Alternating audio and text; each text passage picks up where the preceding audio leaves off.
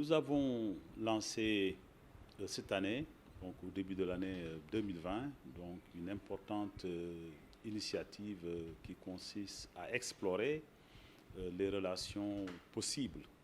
entre la dynamique de population, l'occurrence des crises dans les pays du Sahel, notamment les pays du Sahel central. Et il est ressorti un peu de nos travaux, qui sont des travaux empiriques,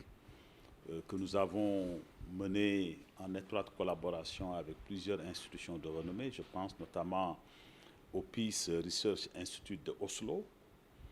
mais également à l'École nationale de statistique économique du Sénégal, en étroite collaboration avec les instituts nationaux de statistique des pays du Sahel central, donc le Niger, le Burkina et le Mali. Et il est ressorti de ces travaux que la dépendance démographique est liée avec un peu l'occurrence de crise dans ces pays. Et nos travaux ont montré que dans le Sahel, où nous avons aujourd'hui dans la région, où nous avons pratiquement 1 milliard de personnes, l'âge médian tourne autour de 19 ans, ce qui est totalement l'opposé de la situation des pays développés et plus stables. Et nous nous sommes rendus compte que cet âge médian qui est très bas est une conséquence d'un croît démographique assez fort qui fait que dans les pays du Sahel central, par exemple, la population a dû augmenter 4 fois dans certains de ces pays, allant même jusqu'à 8 fois dans un pays comme le Niger, ce qui signale en tout cas une demande sociale assez forte. Et d'ailleurs, dans ces pays du Sahel central, donc les taux de chômage sont extrêmement élevés et nous voyons également que l'accès à l'éducation est extrêmement bas, toute chose qui contribue à, en tout cas, une jeunesse nombreuse qui n'a pas accès aux opportunités qui pourraient les permettre, en tout cas, de se faire prévaloir. Donc, en somme, la dépendance démographique est un des facteurs qui a fait, par exemple, que dans un pays comme le Burkina Faso, entre 2015 et 2019, nous avons enregistré plus de 200 attaques terroristes. Et je crois que dans beaucoup de ces opérations, donc les jeunes sont très présents.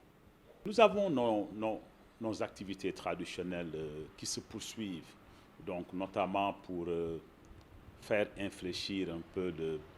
cette dépendance démographique à travers des actions qui nous permettent un peu de façonner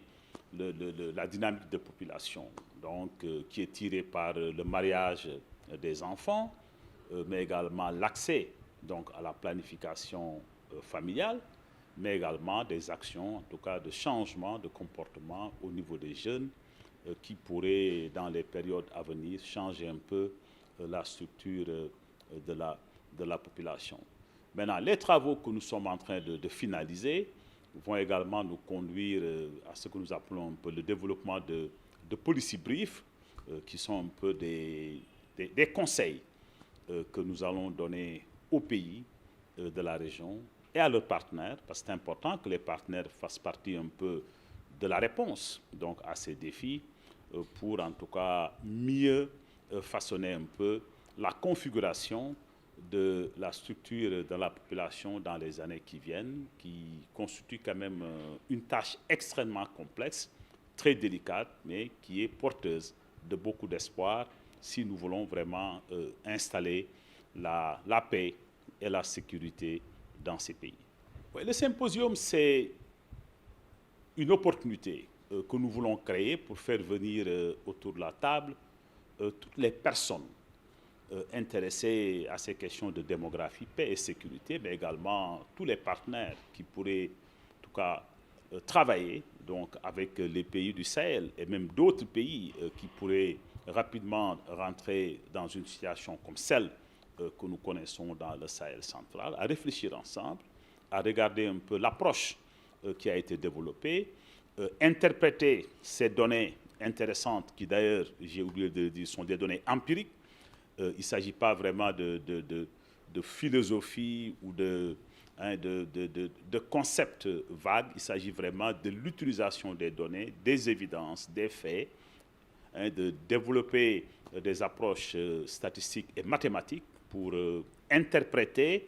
ces phénomènes complexes que nous voyons, pour lesquels d'ailleurs nous avons tendance à traiter un peu de ce que nous voyons,